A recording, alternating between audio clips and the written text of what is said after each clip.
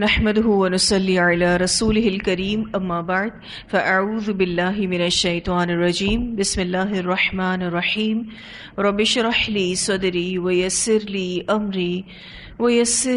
امري واحلل عقدة من لساني يفقهوا قولي رب زدني علما اللهم فقهنا في الدين اللهم انا نسألك حبك وحب من يحبك والعمل الذي يبلغنا حبك اللهم انا نسألك الصحة والعفة والأمانة وحسن الخلق ورضا بالقدر اللهم ارزقنا اخلاص الہی آمین۔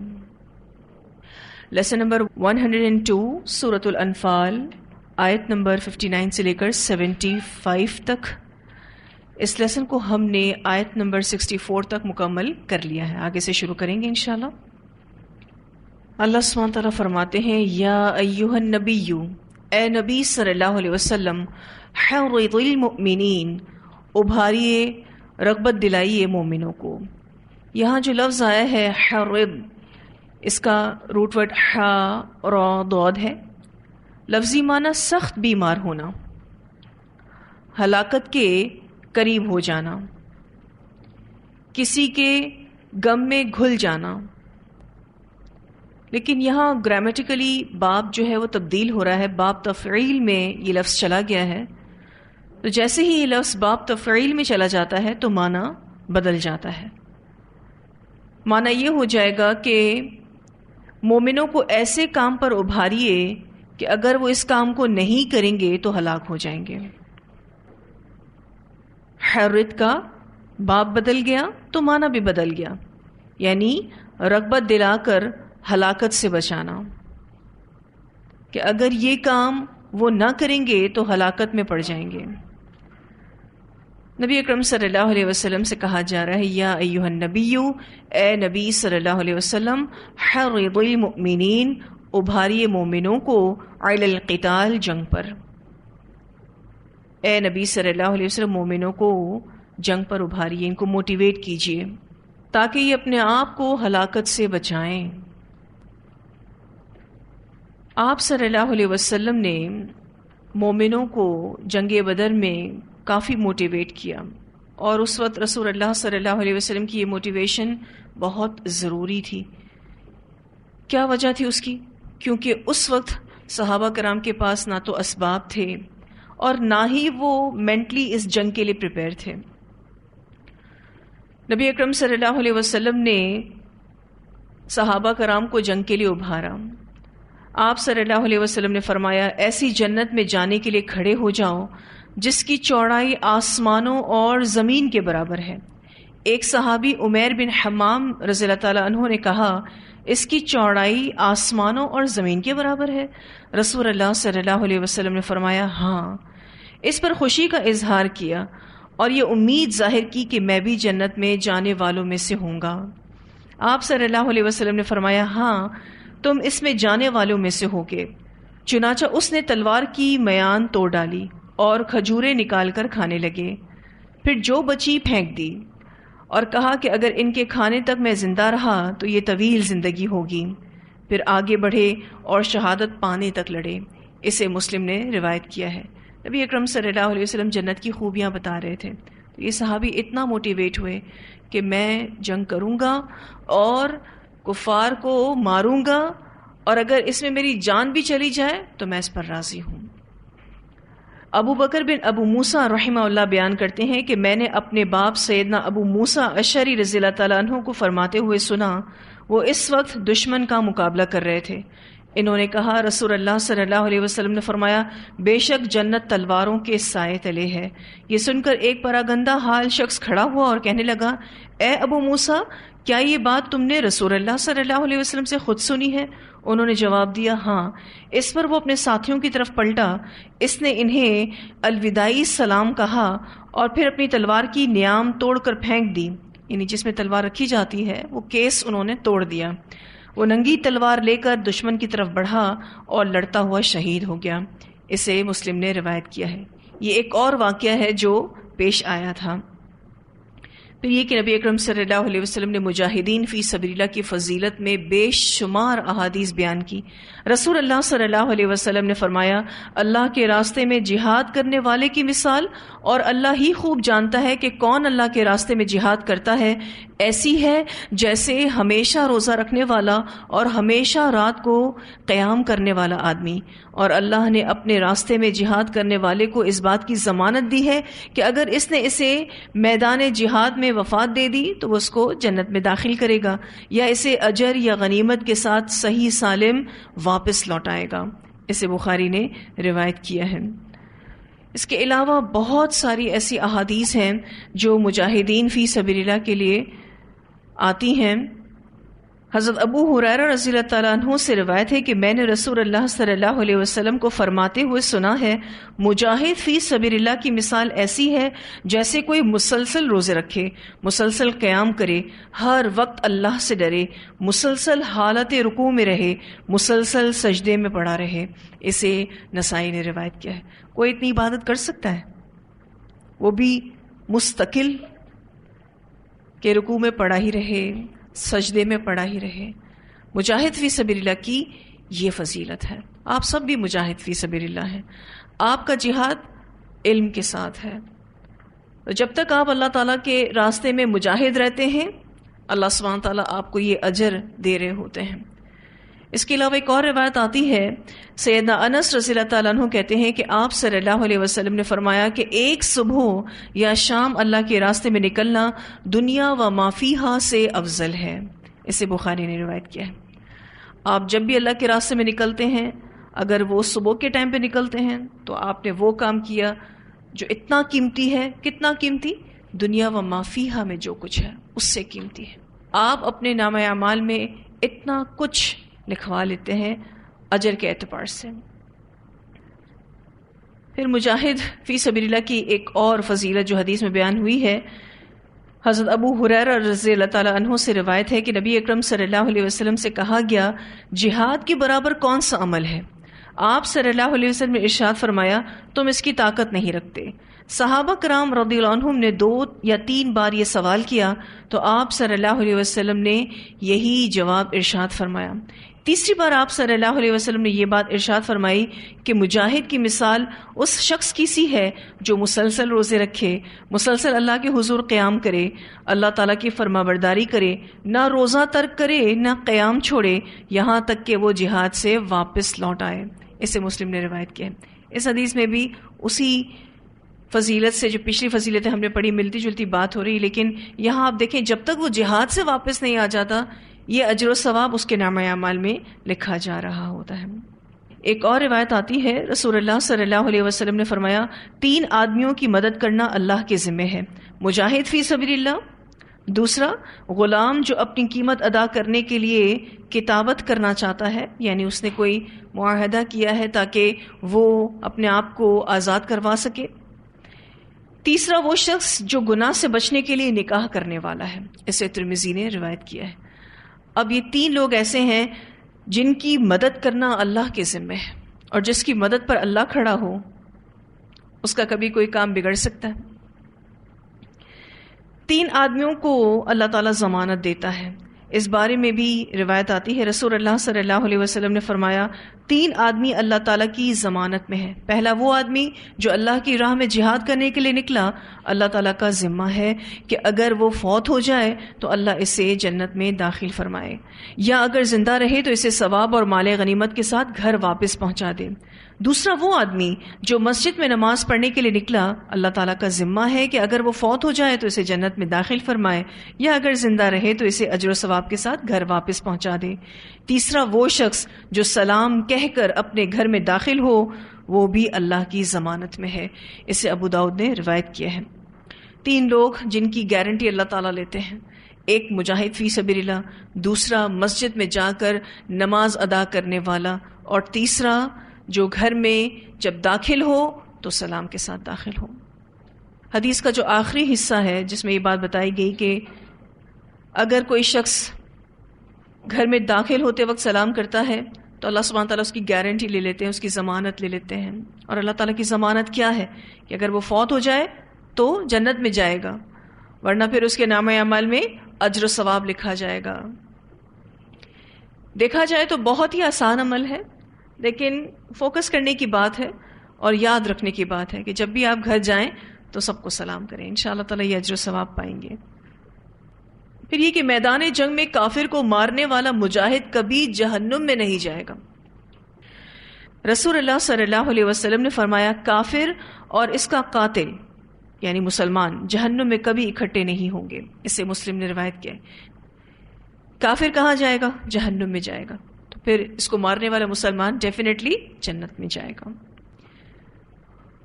جہاد سے کامیاب واپس لوٹنے والا مجاہد اللہ کا مہمان ہوتا ہے، جس کی دعا اللہ قبول فرماتا ہے. نبی اکرم صلی اللہ علیہ وسلم نے فرمایا اللہ کی راہ میں جہاد کرنے والا، حاجی اور عمرہ کرنے والا تینوں اللہ کے مہمان ہیں. اللہ نے بلایا تو وہ آ گئے، لہٰذا جب وہ اللہ سے دعا کریں گے اللہ تعالیٰ انہیں عطا فرمائے گا. اسے ابن ماجہ نے روایت کیا ہے. جو مجاہد فی سبیل اللہ ہے اس کی بھی دعا رد نہیں ہوتی، اور اسی طرح سے حج پر جانے والا اور عمرہ کر آنے والا ان کی بھی دعا رد نہیں ہوتی. پھر یہ کہ سمندر میں سفر کرنے والے مجاہد کو اگر قے آئے، وامٹ ہو جائے تو ایک شہید کا ثواب ملتا ہے، اگر ڈوب جائے تو 2 شہیدوں کا ثواب ملتا ہے. حضرت ام حرام رضی اللہ تعالی عنہا سے روایت ہے کہ نبی اکرم صلی اللہ علیہ وسلم نے فرمایا جو شخص جہاد یا حج کے لیے سمندر پر سوار ہو اور اسے قے آئے، بعض دفعہ اس طرح کی جو ٹریولنگ ہوتی ہے اس سے آپ کو نوزیا ہوتا ہے اور وامٹ جیسا ہوتا ہے، تو اسی کی بات ہو رہی ہے. اگر اسے قے آئے تو اس کے لیے 1 شہید کا ثواب ہے، اور اگر وہ سمندر میں ڈوب جائے تو اس کے لیے 2 شہیدوں کا ثواب ہے. اسے ابو داؤد نے روایت کیا ہے. تو مجاہد فی سبیل اللہ کی تو بہت ساری فضیلت احادیث کے ذریعے بیان ہوئی ہیں. ایون مجاہدین کی مدد کرنے والوں کی فضیلت بھی بیان ہوئی ہے، شہداء کی فضیلت بھی بیان ہوئی ہے کہ جو اللہ کے راستے میں شہید ہو جاتا ہے اس کو اللہ سبحانہ تعالیٰ اتنے سارے اعزاز سے نوازیں گے. اس بارے میں روایت آتی ہے رسول اللہ صلی اللہ علیہ وسلم نے فرمایا اللہ کے نزدیک شہید کو 6 فضیلتیں حاصل ہیں. نمبر 1، اس کا خون گرتے ہی اللہ اس کے گناہ معاف کر دیتا ہے. جنت میں اسے اس کا مقام دکھا دیا جاتا ہے کہ کون سی لوکیشن اس کی ہے، کون سی جگہ اس کی ہے، کون سا گھر اس کا ہے، کون سے باغات اس کے ہیں. عذاب قبر سے بچایا جاتا ہے. قیامت کے روز بڑی گھبراہٹ سے محفوظ رہتا ہے. ایمان کا لباس پہنایا جاتا ہے اور موٹی آنکھوں والی حوروں سے اس کا نکاح کیا جاتا ہے. قیامت کے روز اسے اپنے قریبی رشتہ داروں میں سے 70 آدمیوں کی سفارش کا حق دیا جاتا ہے. اسے ابن ماجہ نے روایت کیا ہے. یہ 6 اعزاز شہداء کے لیے.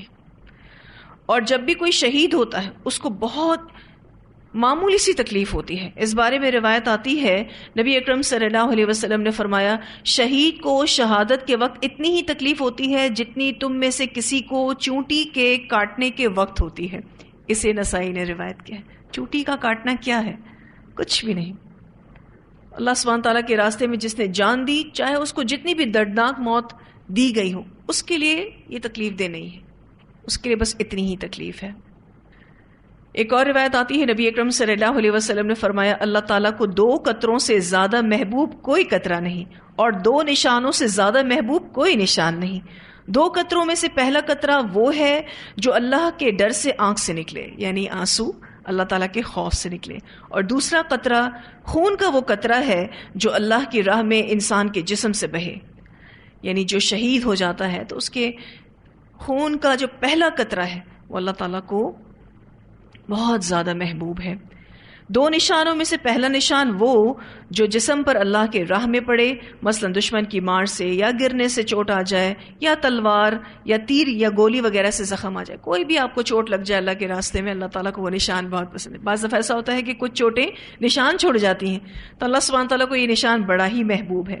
دوسرا وہ نشان جو فرائض ادا کرنے میں پڑے، مثلا سردی میں وضو کرنے سے پاؤں پھٹ جائیں، یا سجدہ کرنے سے ماتھے پر نشان پڑ جائے وغیرہ وغیرہ. کیونکہ بعض لوگوں کی یہ ماتھے کی اسکن اتنی سینسیٹیو ہوتی ہے کہ جب وہ بار بار سجدہ کرتے ہیں تو ان کی اسکن یہاں پر ڈارکر ہو جاتی ہے، یہاں کا کلر جو ہے وہ ڈارک ہو جاتا ہے، فیڈ ہو جاتا ہے، نشان پڑ جاتا ہے. اسے ترمذی نے روایت کیا ہے. تو اللہ سبحانہ تعالیٰ کو 2 قطرے بہت ہی زیادہ محبوب ہیں اور 2 نشان بہت ہی زیادہ محبوب ہیں. اللہ سبحانہ تعالیٰ ہمیں یہ 2 قطرے نصیب کرے کہ ہم اللہ کے خوف سے تنہائی میں رونے والے ہوں، کیونکہ اللہ کا خوف آپ کو نیکیوں میں آگے بڑھاتا ہے، اور جب آپ اللہ کو یاد کر کے روتے ہیں، اس سے ڈر کے آپ کی آنکھوں سے آنسو نکل آتے ہیں، تو یہ اللہ تعالیٰ کو اتنا پسند ہے، کیونکہ بن دیکھے اللہ سے جو ڈرتا ہے اللہ سبحانہ تعالیٰ اس کے سارے گناہوں کو معاف کر دیتے ہیں۔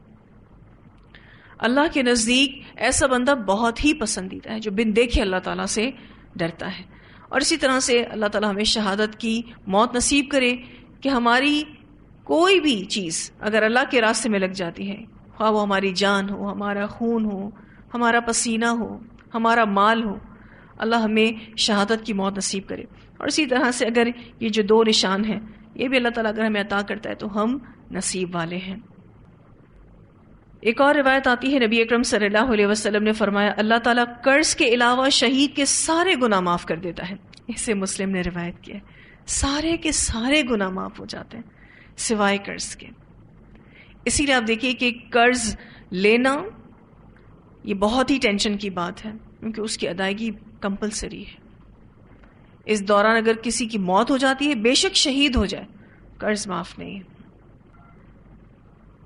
پھر یہ کہ شہادت کی موت کی طلب رکھنے والے کی بھی بڑی فضیلت ہے۔ اگر آپ کے دل میں شہادت کی موت کی طلب ہے، اس بارے میں بھی ایک روایت آتی ہے، نبی اکرم صلی اللہ علیہ وسلم نے فرمایا جو شخص اللہ عز و جل سے سچے دل سے شہادت طلب کرے، اللہ تعالیٰ اسے شہادت کے درجات عطا فرمائے گا، خواہ وہ اپنے بستر پر ہی مرے، یعنی طبعی موت بھی مرے اپنے بستر پر تو بھی اس کو شہادت کا درجہ ملے گا۔ اسے نسائی نے روایت کیا ہے۔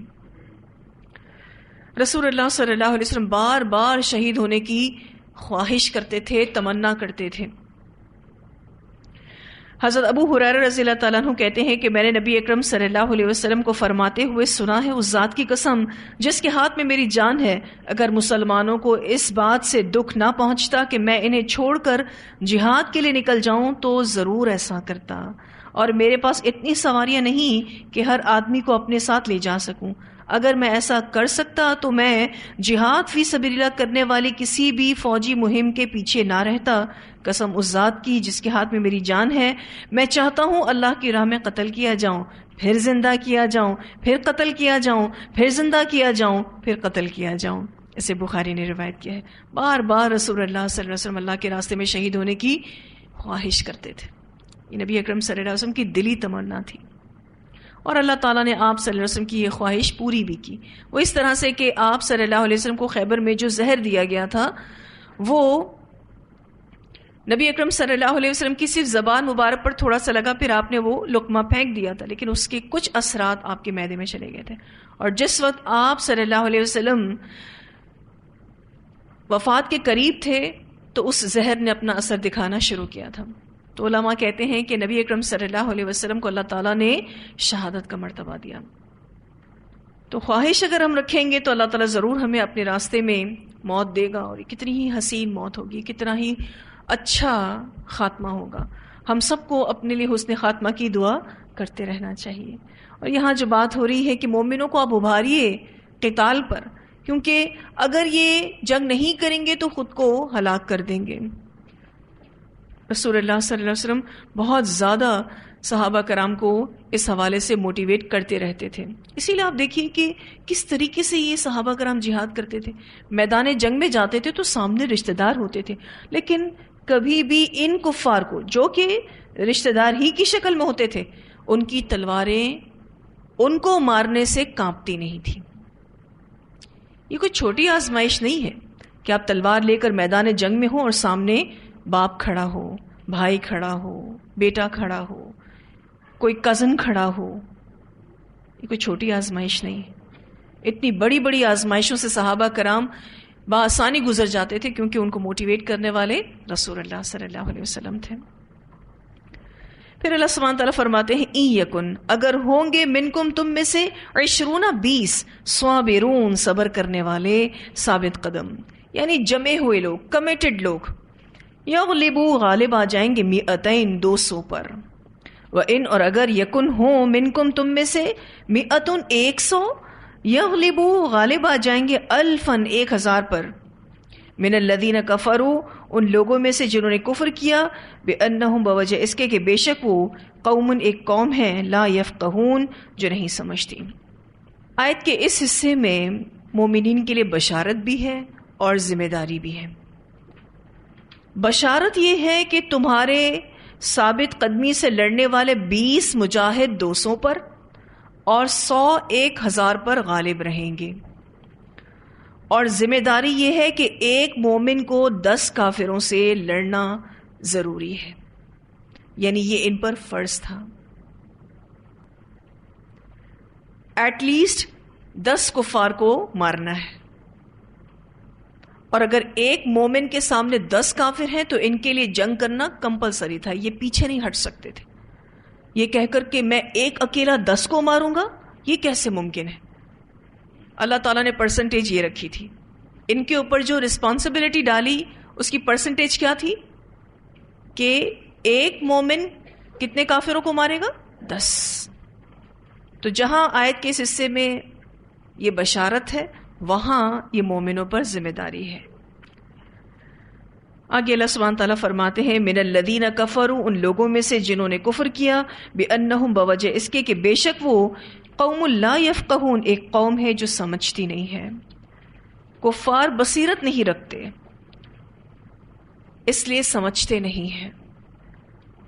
سچا ایمان والا ایسا نور پاتا ہے کہ ہر چیز اس کے لیے واضح ہو جاتی ہے، لیکن یہ جو کافر ہوتے ہیں ان کے اندر فکر نہیں ہوتی، بصیرت نہیں ہوتی، سمجھ نہیں ہوتی۔ تو ان کافروں سے لڑنے کے لیے مسلمانوں کو تیار رہنا ہوگا، اور مسلمانوں نے یہ کر دکھایا، بلکہ اس سے بھی زیادہ تناسب پر مسلمان جنگ لڑے ہیں۔ ایک جنگ میں 1000 مسلمانوں نے 80,000 کفار کا مقابلہ کیا تھا۔ جنگ موتا کے موقع پر 3000 مسلمانوں نے 1,00,000 کافروں کا مقابلہ کیا تھا۔ صرف 3000 مسلمان تھے اور سامنے کفار 1,00,000 تھے۔ تو تناسب کہاں پہنچ گیا؟ دیکھا جائے تو یہ نسبت 1 اور 10 کی نسبت سے زیادہ بنتی ہے۔ کہاں چلی گئی نسبت؟ تو پرسنٹیج تو بہت ہی اوپر چلی گئی۔ تو ایسی بھی جنگیں ہوئی ہیں کہ جس میں مسلمانوں نے اس تناسب سے بڑھ کر بھی لڑائی کی۔ اگلی جو آیت ہے اس میں اس تناسب کو کم کر دیا گیا، یعنی مسلمانوں کے لیے تخفیف کر دی گئی۔ اللہ تعالیٰ فرماتے ہیں، الآن اب خفف ہلکا کر دیا اللہ نے عنکم تم سے۔ اچھا، اب اللہ نے تمہارا بوجھ ہلکا کر دیا۔ وعلم اور اس نے جان لیا یا وہ جانتا ہے، ان بے شک فیکم تم میں ضعفاً کمزوری ہے۔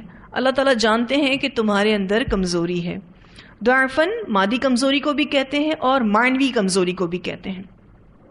مادی کمزوری یعنی جسمانی اعتبار سے کمزور، تیاری کے اعتبار سے کمزور، اور اسی طرح سے معنوی کمزوری یعنی بصیرت کی کمی، سمجھ کی کمی یا کمزوری۔ اللہ تعالیٰ جانتے ہیں کہ تم میں کمزوری ہے۔ فَإِن پس اگر یکن ہوں منکم تم میں سے مئتن 100 صابرتن صبر کرنے والے ثابت قدم، یغلبو غالب آ جائیں گے مئتین 200 پر۔ وَإِن اور اگر یکن ہوں منکم تم میں سے الفن 1000 یغلبو وہ غالب آ جائیں گے الفینی 2000 پر بإذن اللہ اللہ کے اذن سے۔ یہاں اللہ سبحانہ تعالیٰ مسلمانوں سے یہ کہہ رہے ہیں کہ اگر تم میں کمزوری ہے تو 100 لوگ 200 پر بھاری ہوں گے، اور 1000 لوگ 2000 پر بھاری ہوں گے۔ مسلمانوں کو ٹارگٹ کم کر کے دیا جا رہا ہے۔ تو پچھلا حکم جو آیت نمبر 65 میں گزرا وہ صحابہ کرام پر گرا تھا، کیونکہ اس کا مطلب تھا کہ ایک مسلمان 10 کافروں کے لیے اور 20 مسلمان 200 کے لیے، تو کافروں کے مقابلے میں مسلمانوں کی اتنی تعداد ہو تو جہاد فرض ہو جائے گا اور اس سے گریز ناجائز ہو جائے گا۔ چنانچہ اللہ تعالیٰ نے تخفیف فرما دی، 1 اور 10 کا تناسب کم کر کے 1 اور 2 کا تناسب کر دیا گیا۔ اسے بخاری نے روایت کیا ہے۔ جب اللہ تعالیٰ نے شمار میں کمی کر دی نا تو مسلمانوں میں صبر بھی کم ہو گیا. آسانی کر دی اللہ تعالیٰ نے، کیونکہ صحابہ کرام کو تھوڑا وہ ہیوی ٹارگٹ لگ رہا تھا تو صبر بھی کم ہو گیا. ٹھیک ہے جی. تو پچھلا حکم جو آیت نمبر 65 میں گزرا وہ صحابہ کرام پر گرا تھا، کیونکہ اس کا مطلب تھا کہ ایک مسلمان 10 کافروں کے لیے اور 20 مسلمان 200 کے لیے کافی ہیں. یعنی اتنے لوگ ہوں، یہ ٹارگٹ ہو تو جنگ کمپلسری ہے. تو کافروں کے مقابلے میں مسلمانوں کی اتنی تعداد ہو تو جہاد فرض اور گریز ناجائز ہے. چنانچہ اللہ تعالیٰ نے تخفیف فرما دی، 1 اور 10 کا تناسب کم کر کے 1 اور 2 کا تناسب کر دیا. واللہ مع الصابرین، اور اللہ صبر کرنے والوں کے ساتھ ہے. اب یہاں یہ کہہ کر ثابت قدمی کی اہمیت بیان کر دی گئی کہ اللہ کی مدد حاصل کرنے کے لیے اس صبر کا اہتمام ضروری ہے. اب یہ جو تناسب دیا گیا ہے، کون سا تناسب؟ 1 اور 2 کا تناسب. اب اس تناسب پر جہاد فرض اور ضروری ہے، اور اس سے کم پر غیر ضروری ہے. یعنی پھر مسلمانوں کے لیے کفار سے لڑنا واجب نہیں رہے گا. اگر اس تناسب سے بھی کم تناسب ہے تو پھر ان کے لیے لڑنا واجب نہیں ہوگا، اور یہ جائز ہوگا کہ وہ کفار کے مقابلے سے روگردانی کریں. یعنی اگر 1 to 1 بیسس پر جنگ ہے تو جنگ نہ کی جائے، اٹس اوکے. ٹھیک ہے. دیکھیں کچھ پرسنٹیجز ہوتی ہیں نا کہ جنگ میں اتنے کافر سامنے آ رہے ہیں تو جواب دینا ضروری ہے. اس بیسس پر بات ہو رہی ہے. پہلے یہ جواب کافی بڑا تھا اور مسلمانوں نے الحمدللہ اس ٹارگٹ کو اچیو کیا، لیکن اس کے بعد جب تناسب کم کر دیا گیا تو اس تناسب کو کمپلسری کر دیا گیا. یہ جو آیت نمبر 66 میں تناسب بتایا گیا ہے، اب اس تناسب پر جہاد فرض اور ضروری ہے، اور اس سے کم پر غیر ضروری ہے. یعنی پھر ان کے لیے لڑنا واجب نہیں، اور جائز ہے کہ ان کے مقابلے سے روگردانی کر لیں. یعنی اس جنگ کو اگنور کر سکتے ہیں، کیونکہ اگر اس سے کم تناسب ہے تو اپنی انرجیز کو ویسٹ کرنے کی ضرورت نہیں ہے. ٹھیک ہے. اب ڈیفینسو وار کی بات نہیں ہو رہی. ڈیفینسو وار میں تو جتنے بھی کفار آئیں گے obviously مسلمانوں کو جواب دینا ہے، لیکن اوفینسو وار خود سے جو بڑھ کر جنگ کی جاتی ہے وہ نہیں کی جائے گی جب پتہ ہو کہ کفار کم ہیں سامنے. یعنی ہم 300 مسلمان ہیں تو سامنے 300 ہی کفار ہیں، تو ٹھیک ہے نہ کرو جنگ، کیونکہ اس وقت کفار کی طاقت اتنی زیادہ نہیں ہے، اپنی انرجیز کو ویسٹ کرنے کی پھر ضرورت نہیں ہے. الا یہ کہ وہ کافر جنگ کرنے آئیں تو پھر ان کو جواب دیا جائے گا. واللہ مع الصابرین، اور اللہ صبر کرنے والوں کے ساتھ ہے.